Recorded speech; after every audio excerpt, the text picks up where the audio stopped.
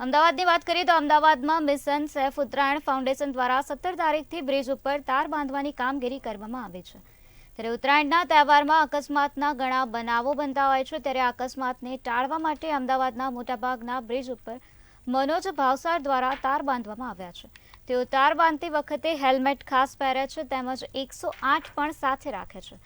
આ તાર બાંધવાની કામગીરીમાં મનોજભાઈને 3.5 લાખનો ખર્ચ થાય છે, જે તેઓ જાતે ઉઠાવે છે। તેમનો મુખ્ય ઉદ્દેશ્ય ઉત્તરાયણમાં બ્રિજ ઉપર થતા અકસ્માતો ઘટાડવાનો છે।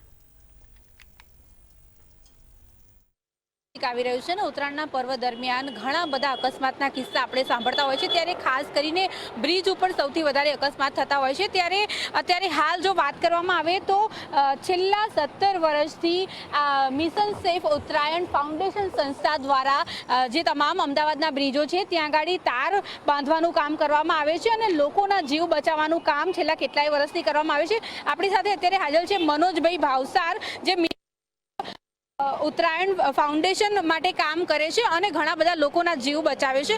મનોજભાઈ, પહેલા તો તમે આટલા બધા લોકોના જીવ બચાવો છો, કયા સમયથી અને કેવી રીતે શરૂઆત કરી?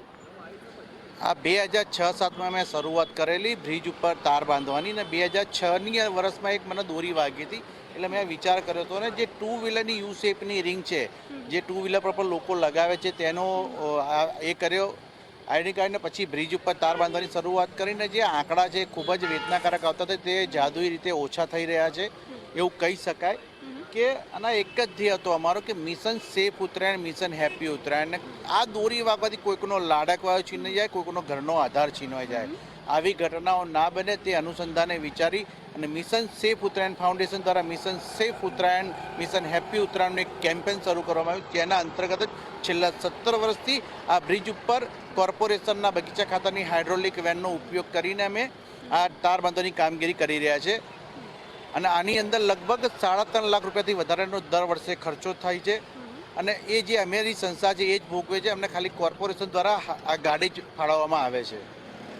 તો જે પ્રમાણે મનોજભાઈએ કીધું કે તેઓ જે છે આ સેવાનું કાર્ય છેલ્લા કેટલાય સમયથી કરે છે અને 17 વર્ષથી તેઓ સતત લોકોના જે જીવ બચાવી રહ્યા છે। વાત કરવામાં આવે તો ઉત્તરાયણના તહેવારમાં અકસ્માત સૌથી વધારે થતા હોય છે, ત્યારે બ્રિજ ઉપર આપણે જે પ્રમાણે જોયું કે આ પ્રકારના જે તાર હોય છે તે બાંધવામાં આવે છે, જે પતંગથી દોરી કપાઈને આવતી હોય છે અને ઘણા બધા લોકોના ગળા કપાતા હોય છે। ત્યારે આવા બધા જે કિસ્સા જે છે તે ઘટે અને અકસ્માતનો દર જે છે ઘટે, તેના માટે થઈને ખાસ આ પ્રયત્ન કરવામાં આવી રહ્યો છે।